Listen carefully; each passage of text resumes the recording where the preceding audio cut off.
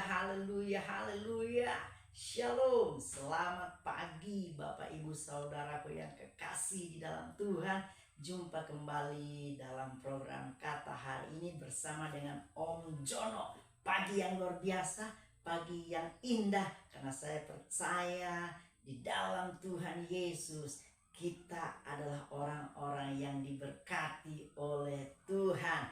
Masih dalam pembahasan kitab Mazmur, dan kali ini kita akan membaca Mazmur pasalnya yang ke-55, ayatnya yang pertama sampai dengan ayatnya yang ke-24. Saya ulangi sekali lagi, Mazmur pasalnya yang ke-55, ayatnya yang pertama sampai dengan ayatnya yang ke-24.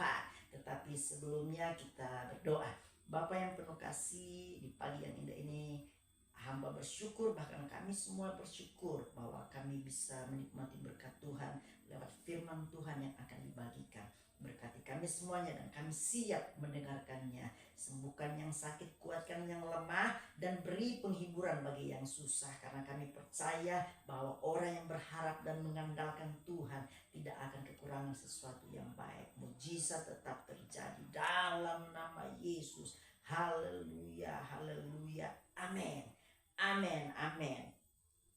Judulnya adalah doa minta tolong terhadap musuh. Untuk pemimpin biduan dengan permainan kecapi, nyanyian pengajaran Daud.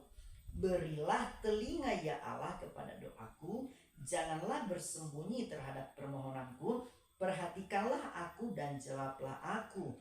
Aku mengembara dan menangis karena cemas, karena teriakan musuh, karena aniaya orang fasik. Sebab mereka menimpakan kemalangan kepadaku, dan dengan geramnya mereka memusuhi aku.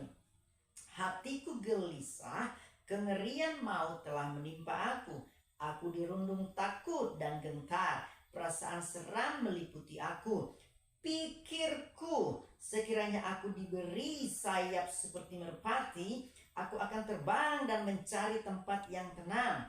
Bahkan aku akan lari jauh-jauh dan bermalam di padang gurun. Aku akan segera mencari tempat perlindungan terhadap angin ribut dan badai. Bingungkanlah mereka, kacaukanlah percakapan mereka, ya Tuhan. Sebab aku melihat kekerasan dan perbantahan dalam kota. Siang malam mereka mengelilingi kota itu di atas tembok-temboknya, dan di dalamnya ada kemalangan dan bencana. Penghancuran ada di tengah-tengahnya, di tanah lapangnya tidak habis-habisnya ada penindasan dan tipu. Kalau musuhku yang mencela aku masih dapat menanggungnya. Kalau pembenciku yang membesarkan diri terhadap aku masih dapat menyembunyikan diri terhadap dia. Tetapi engkau orang yang dekat dengan aku, temanku dan orang kepercayaanku. Kami yang bersama-sama bergaul dengan baik dan masuk rumah Allah di tengah-tengah keramaian. Biarlah maut menyergap mereka. Biarlah mereka turun hidup-hidup ke dalam dunia orang mati. Sebab kejahatan ada di kediaman mereka, ya dalam batin mereka.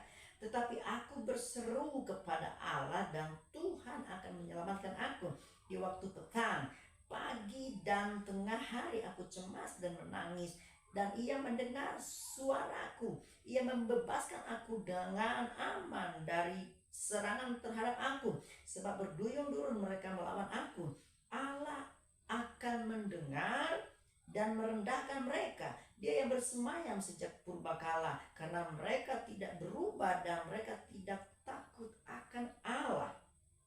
Orang itu mengancungkan tangannya kepada mereka yang hidup damai dengan dia, janjinya dilanggarnya. Mulutnya lebih licin dari mentega, tetapi ia berniat menyerang. Perkataannya lebih lembut dari minyak, tetapi semuanya adalah pedang terhunus. Maka ia akan memelihara engkau, tidak untuk selama-lamanya. Dibiarkan orang benar itu goyah, tetap engkau ya Allah akan menjerumuskan mereka ke lubang sumur yang dalam. Orang penumpah darah dan penipu tidak akan mencapai setengah umurnya. Tetapi aku ini percaya kepadamu.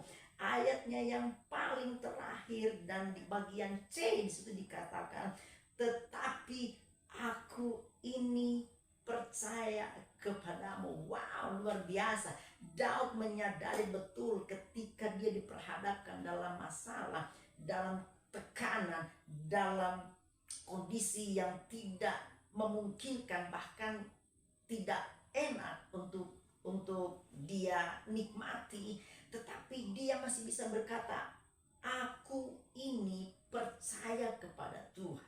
Saudaraku yang kekasih di dalam Tuhan, kadangkala di dalam kehidupan kita, kita mudah saja menyerah, kita mudah saja terpengaruh, kita mudah saja lari dari masalah. Sementara Alkitab bicara buat kita, tetaplah kuat, jangan goyah, jangan menyimpang ke kiri dan ke kanan. Aku akan menyertai engkau, kata Alkitab. Tetapi pada kenyataannya yang kita lakukan adalah justru menyimpang. Saudaraku yang kekasih dalam Tuhan, Daud menetapkan hatinya untuk tetap percaya kepada Allah. Kita tahu Daud mengalami pergumulan yang luar biasa. Dia dikejar-kejar oleh musuh. Nah, musuh yang mengejarnya bukan musuh-musuh yang dari luar, tetapi musuh dari dalam. Ini yang berbahaya. Ada begitu banyak orang lari dari pelayanan karena nggak kuat dengan tekanan yang ada di gereja.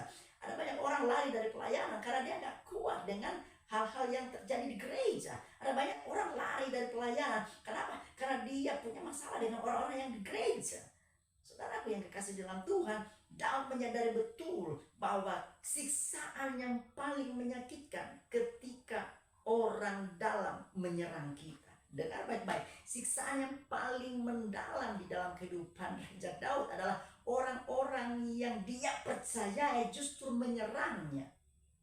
Tahukah saudara, ada banyak orang yang begitu saudara percayai dalam segi apapun, tetapi ketika dia berbalik menyerang saudara, itu yang akan menyakitkan buat saudara. Tetapi Daud memberi pelajaran berharga bagi kita bahwa walaupun orang-orang menyerang aku, bahkan orang yang aku percaya menyerang aku tetap percaya kepada Tuhan. Saudaraku yang kekasih dalam Tuhan, ingat, kita masih punya Tuhan yang luar biasa. Tuhan begitu hebat, begitu dahsyat di dalam kehidupan kita. Masakan kita nggak mau lagi percaya kepada Tuhan? Tetapi dengar baik, di tengah-tengah pergumulan yang kita hadapi, di tengah persoalan yang kita hadapi, Tuhan ada untuk menolong kita, untuk menguatkan kita, untuk membawa kita kepada kemenangan demi kemenangan. Haleluya. Nah, saudaraku yang kekasih di dalam Tuhan, apa sih yang membuat Daud tetap percaya, tetap kuat di dalam menghadapi badai? Yang pertama, coba kita bisa baca di dalam ayatnya yang kedua. Berilah telinga, ya Allah, kepada doaku. Janganlah bersembunyi terhadap permohonanku. Yang pertama yang Daud lakukan adalah dia berdoa kepada Tuhan. Bapak Ibu yang kekasih dalam Tuhan, engkau punya masalah, engkau punya pergumulan, doa kepada Tuhan. Anak-anak muda, engkau mungkin punya pergumulan, baik itu di dalam studi, di dalam masalah melayani, baik di dalam pergaulan atau dalam mencari pasangan hidup. Doa sama Tuhan. Tuhan pasti akan memberikan jalan yang terbaik. Tuhan akan memberikan jalan keluar yang luar biasa. Jangan mau kalah kepada dunia ini. Dunia selalu menawarkan hal-hal yang indah, tapi ujung-ujungnya hidup kita akan binasa. Tetapi doa kepada Tuhan, itu adalah jalan keluar yang terbaik. Yang kedua, apa sih yang membuat Daud kuat dalam menghadapi setiap pergumulan dan persoalan yang menimpaannya? Ayatnya yang ke-17 kita baca. Tetapi aku berseru kepada Allah, dan Tuhan akan menyelamatkan aku. Yang kedua, Daud tetap yakin bahwa Tuhan membelanya. Ada begitu banyak orang gak yakin dengan Tuhan. Ada begitu banyak orang yang gak yakin dengan penyertaan Tuhan.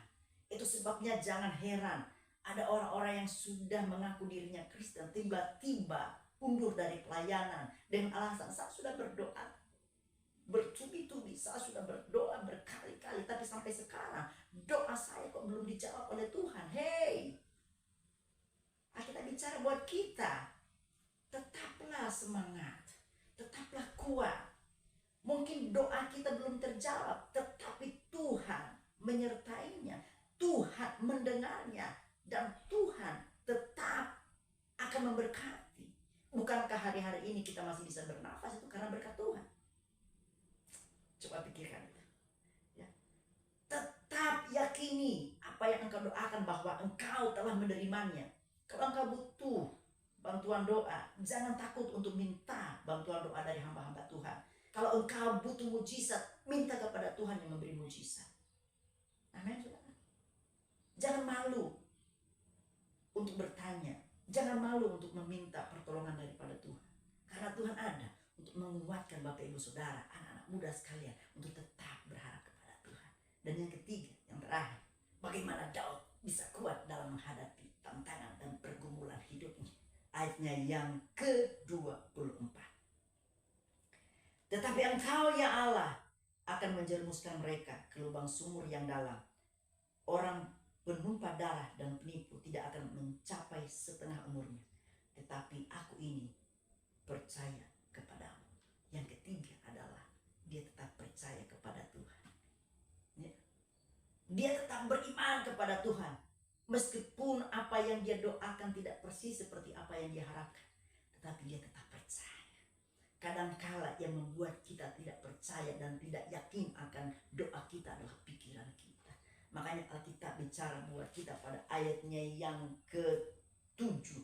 Di situ Daud menyadari betul bahwa pikiran sangat menentukan langkah arah hidupnya. Kalau pikiran kita baik, maka tindakan kita baik. Sebaliknya ketika pikiran kita jahat, maka tindakan kita juga jahat. Dan Daud menyadari betul, Daud terjebak di dalam pikirannya. Dia hanya berharap kepada Tuhan bahwa aku tetap percaya. Haleluya. Dan saya berdoa buat setiap saudara yang mendengar program ini, tetap percaya apapun masalah pergumulan yang kita hadapi, tetap beriman dan percaya. Tuhan sanggup melakukan segala sesuatu yang luar biasa dalam kehidupanmu. Tuhan memberkati. Mari kita berdoa. Bapa, di dalam nama Yesus, hamba sudah selesai dengan firman-Mu. Biarlah firman-Mu termaterai, sembuhkan yang sakit, kuatkan yang lemah, beri penghiburan bagi yang susah, yang mengalami kelemahan tubuh. Tuhan memberikan kekuatan. Biarlah hari-hari ini menjadi hari-hari yang spesial dan luar biasa. Kami percaya baik itu di dalam ekonomi, bisnis, pekerjaan, studi, Tuhan memberkati setiap anak-anak Tuhan. Terima kasih Bapa, firman-Mu pagi ini menguatkan kami sehingga kami akan berkata, terpujilah nama-Mu Tuhan, karena aku percaya kepadamu. Di dalam nama Yesus, haleluya, amin. Sampai berjumpa pada program berikutnya. Haleluya.